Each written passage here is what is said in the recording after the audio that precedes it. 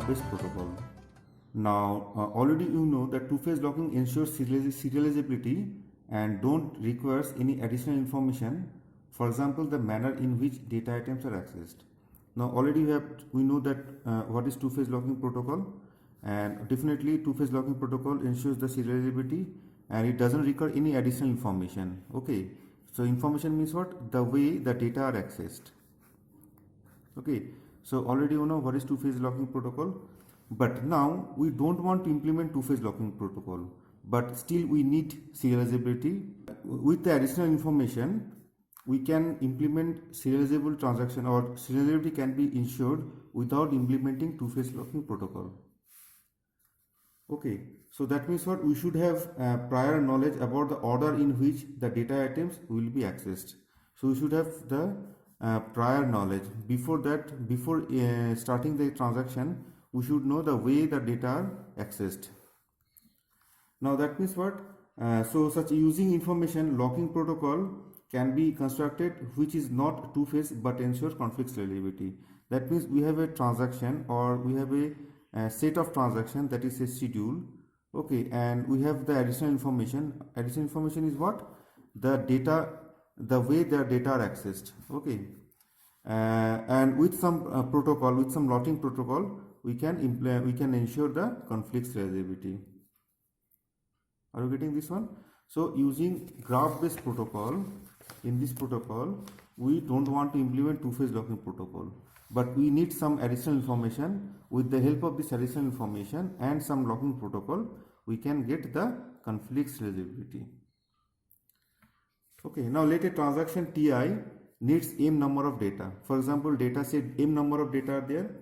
Now if transaction Ti should use Di before Dj. Now suppose transaction Ti, this particular transaction, or say transaction Ta, transaction T, suppose the name of the transaction is Ta. Now suppose transaction Ta should use Di data before Dj, then we mark it as Di arrow Dj. Okay, are you getting this one? So it indicates what? We should use Di before Dj. Now that means what? Partial ordering are there. So that is called, it is also called partial ordering. Partial ordering of data access.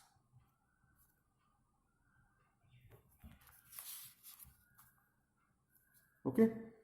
So if a transaction Ta should use Di before Dj, then we mark it as Di arrow Dj. Now we can use directed acyclic graph to represent the partial ordering of all the data items. Now so say we have m number of data. Okay, so already you know, say it may be the partial ordering may be like this. So first you have to execute D1, then D2, then D3, then D4. Are you getting? Then D5. Say, okay, are you getting this one? Say D6, and say after that this is, say, this one. So this is nothing but our graph.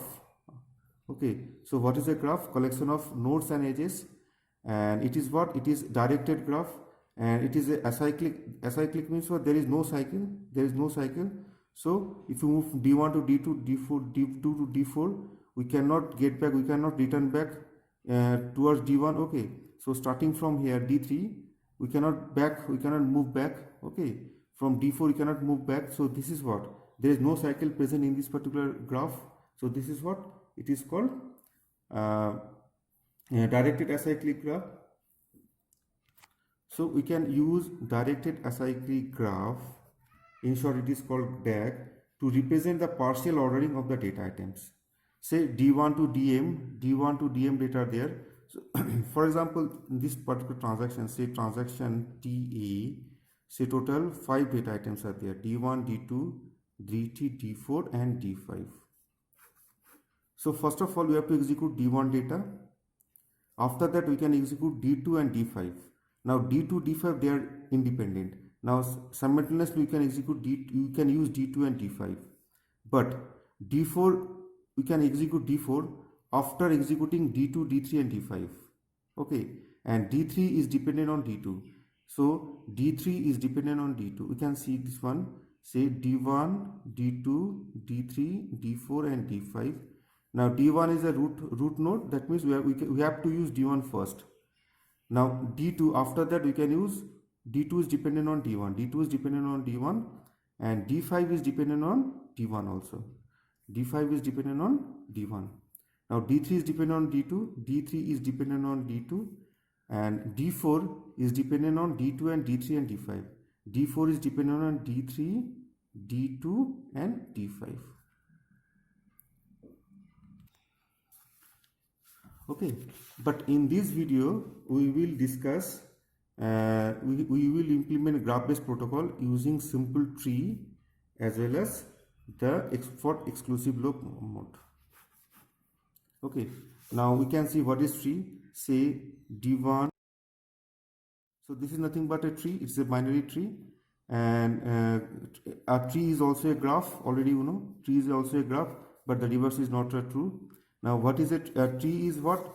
A tree where there is one parent. Okay, so if there is one parent, it should be the tree, and it is also a directed acyclic graph. So there is no cycle present in this particular tree. Okay, and we will consider only the exclusive block. Okay, now just see one example. Okay, now we'll talk about rules of the tree protocol to ensure serializability. Now the rules are very simple, only 4 rules are there. So initially any data, say dk, k varies from 1 to m is the number of data item, can be locked by transaction TA. Okay, any data can be locked. After first lock, data item dk, k varies from 1 to m, can be locked by TA only if the parent of the dk is currently locked by TA. Any data dk can be unlocked at any time. Now after unlocking a data item dk by TA transaction, then transaction TA cannot be relocked the same data item dk. Now you can see here D, say total database, say 12 data are there, say D1 to D12, and partial ordering of the data items which we have displayed in the tree format. Now we can see this one. So we can see one example, say T1 transaction is there. So initially any data can be locked by TA. So not necessary locking should start from data 1 root. The transaction can start from anywhere. So T1 start from this particular D5 location. Okay, so T1 transaction starts that its transaction from the D5. So it is not necessary always you should start from tree. So that means what? Any data can be locked. So any data from the tree. So T1 starts from D5. After the first lock, data item dk can be locked by TA only if the parent of the dk is currently locked by TA. That means what? Now after that we can lock only these two, D8 and D5. Okay, now you can see after that lock x D8 and lock x D9. Okay, so these two are locked. These two data items are locked. After that definitely we can lock D10.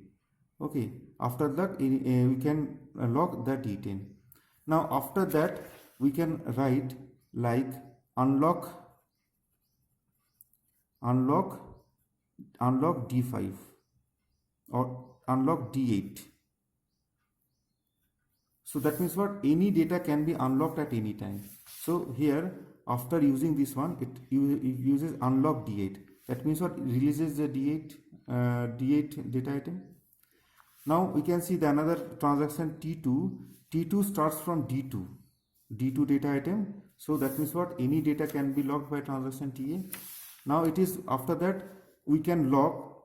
So D2 is locked. Now we can lock D4 and D5. The transaction can lock D4 and D5 because that is what? Because the parent of the dk is currently locked by TA. So parent of D4 and D5 are locked by D2, locked by transaction T2, which is D2. Okay, so we can after that means D2 is selected. Okay, D2 is locked. After that the transaction can lock D4 and D5 because the parent of these two are the parent of these two data items are locked. so which is D2. Now after that we can like log x D4, so it is okay, no problem. Log D6, now log D6 it is okay because D4 is locked. Next log D7, it is also okay because D6 is locked. Are you getting this one? Now after that, say we have issued one log, say log we can say write log D10, okay, log D10, but we cannot apply log D10 because log D10 is already used. This particular data item is already used by the transaction T1, so we cannot log D10. Okay, next we can see another example, say T3 example. It starts from log x D1, so log x D1 is what, this one, okay, and after that we can lock only D2 and D3, but D2 is already used by the other transaction, so we cannot lock D2. So we can lock only the D3, okay. After that D3 we can lock, that means what, after that we can lock D11 and D12, okay, because parent of D11 and D12 is locked, which is D3. Are you getting this one?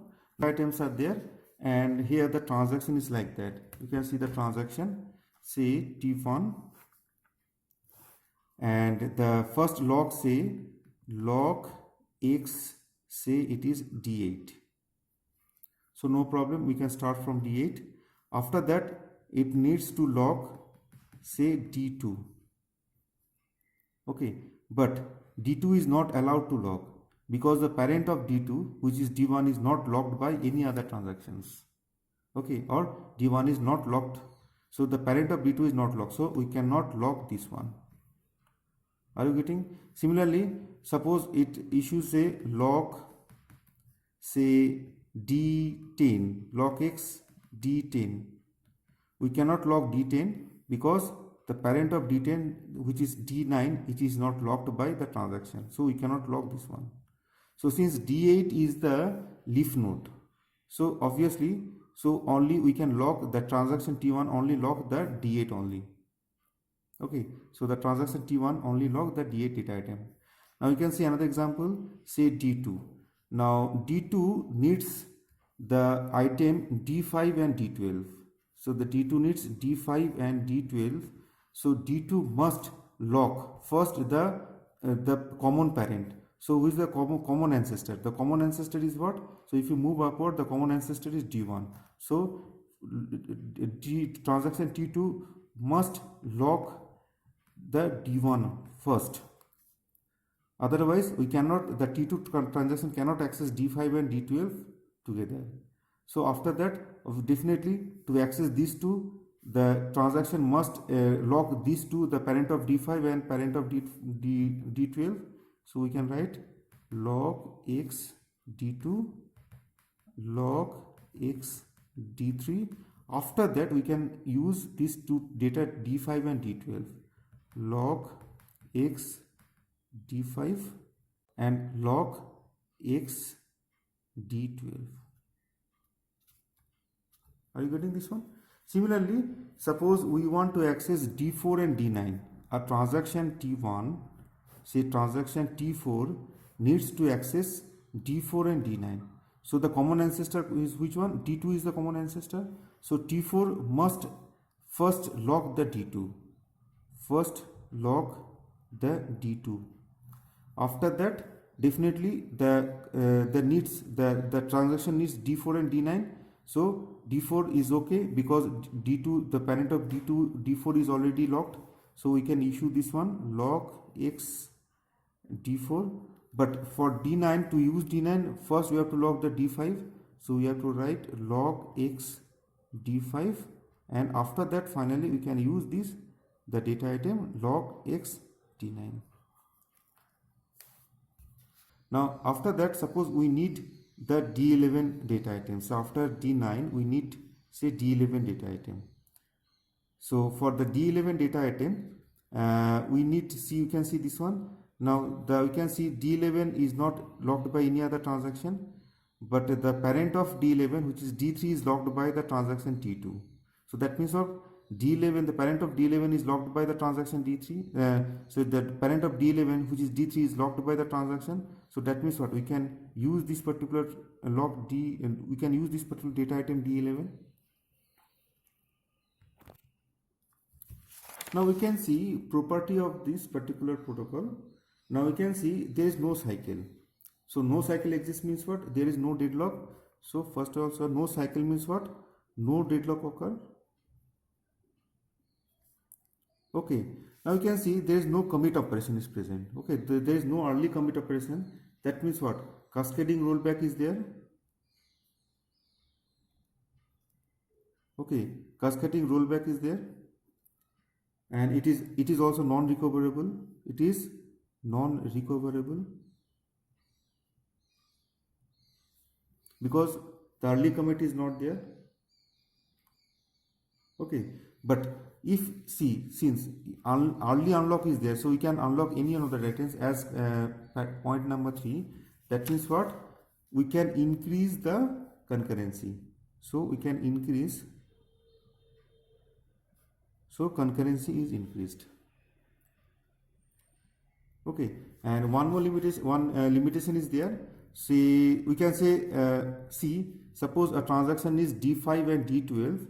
So to access D5 and D12, we have to identify the common ancestor. So D1 is the common ancestor.